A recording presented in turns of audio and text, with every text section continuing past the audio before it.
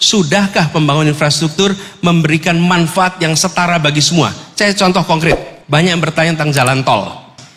Jalan tol yang sekarang dibangun, lebarnya mungkin 80 meter.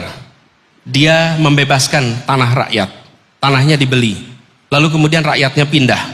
Pertanyaan, bolehkah rakyat menyertakan tanahnya di situ, sehingga ketika tol itu nanti dibangun, sampai kapanpun keuntungan dari jalan tol itu juga diterima oleh orang-orang yang punya tanah yang di atasnya dibangun jalan tol. Ini prinsip keadilan. Jadi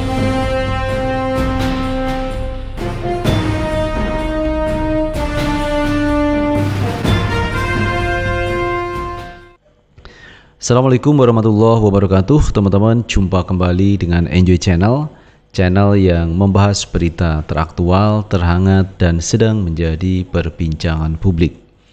Sahabat Enjoy Channel, kali ini yang akan kita bahas mengenai elektabilitas 3 bakal calon presiden, yaitu Ganjar Pranowo, kemudian Prabowo Subianto, dan Anies Baswedan.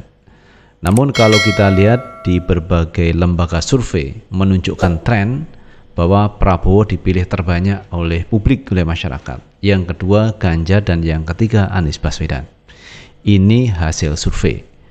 Dan ini pula teman-teman yang membuat para pendukung Pak Anies juga bingung. Kenapa hasil survei ini selalu di nomor buncit, padahal para pendukung Anies Baswedan ini luar biasa besar. Pertanyaannya, apakah lembaga survei itu real melakukan survei atau ada faktor lain? Lembaga survei itu sebagai pendukung calon presiden tertentu, atau mungkin ada bayaran yang cukup mahal sehingga mengeluarkan hasil survei. Jadi banyak pertanyaan-pertanyaan yang ini dipertanyakan oleh para pendukung Anies Baswedan. Namun kali ini teman, ada lembaga survei dari Prancis dan Australia menyebut bahwa antara Prabowo, Anies, dan Ganjar ini selisihnya tidak banyak.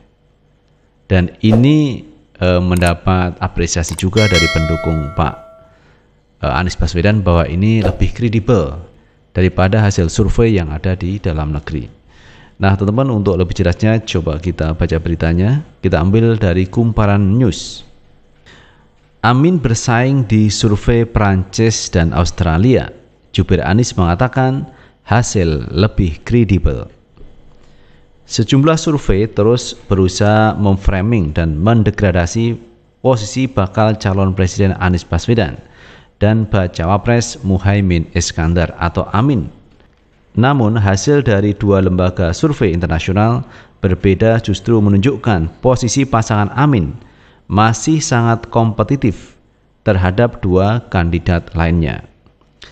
Lembaga survei dari Prancis, Ipsos Public Affairs, mengungkapkan elektabilitas Amin dalam survei yang berlangsung pada 17-19 Oktober 2023 berada di 28,91%.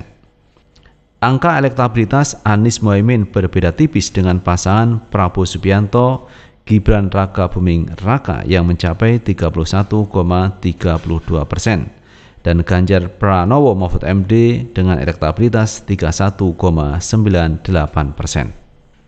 Sebelumnya pada Juli 2023, berdasarkan survei lembaga riset berbeda berbasis di Australia, Ating Riset, elektabilitas Ganjar Pranowo sebesar 34%, disusul Prabowo Subianto 33% dan Anies Baswedan 27%. Selisih angka antara 3 paslon masih dalam batas margin of error, sehingga pasangan antara ketiga paslon masih ketat, dengan tren Amin terus meningkat dari waktu ke waktu.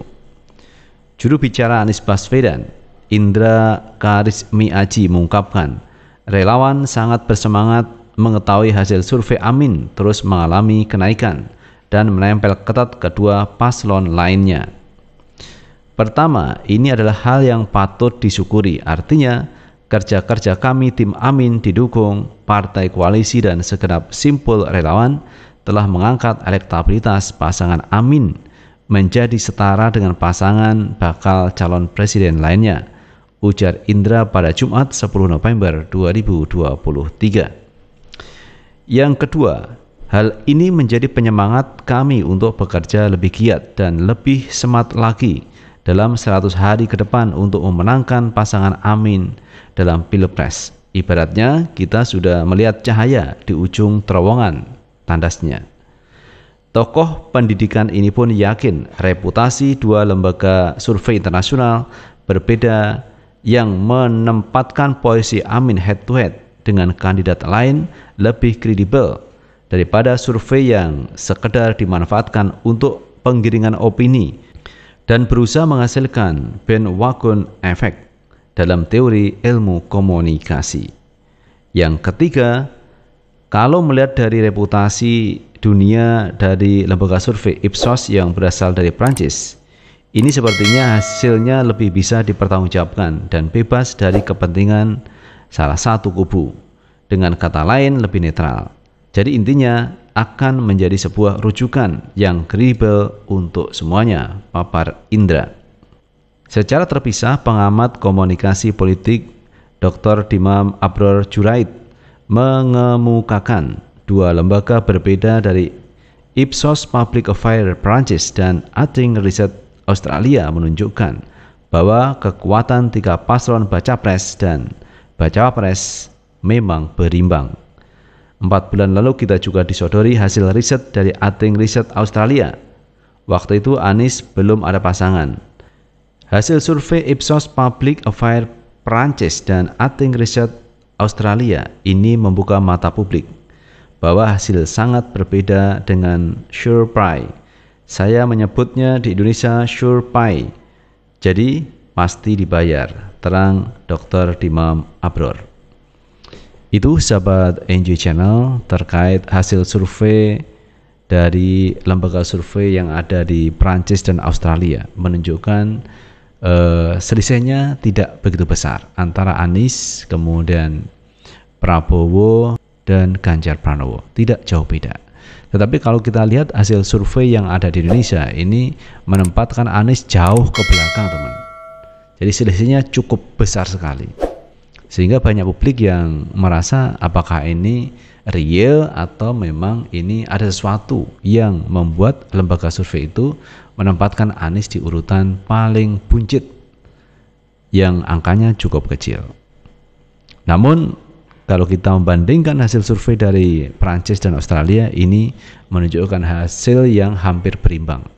Jadi persaingan ketat antara tiga calon presiden di 2024. Jadi kalau kita melihat hasil survei dan kondisi real di lapangan ini jauh berbeda. Ketika Pak Anies berkunjung ke daerah ini luar biasa. Ribuan massa menghampiri Anies Baswedan, ikut kegiatan Anies Baswedan. Namun demikian teman, kenapa hasil survei selalu menunjukkan Pak Anies di urutan nomor 3 dan itu angkanya kecil. Nah ini membuka peluang, membuka harapan baru untuk para relawan, para pendukung Anies untuk bekerja lebih giat lagi. Survei dari Australia, survei dari Prancis menunjukkan tren kenaikan Anies yang luar biasa. Nah itu teman hasil survei dari Prancis dan Australia yang menunjukkan tren penguatan Anies Baswedan. Lalu bagaimana menurut pendapat teman-teman? Silahkan tulis di kolom komentar karena komentar teman-teman akan sangat bermanfaat untuk yang lain. Sukses selalu. Assalamualaikum warahmatullahi wabarakatuh.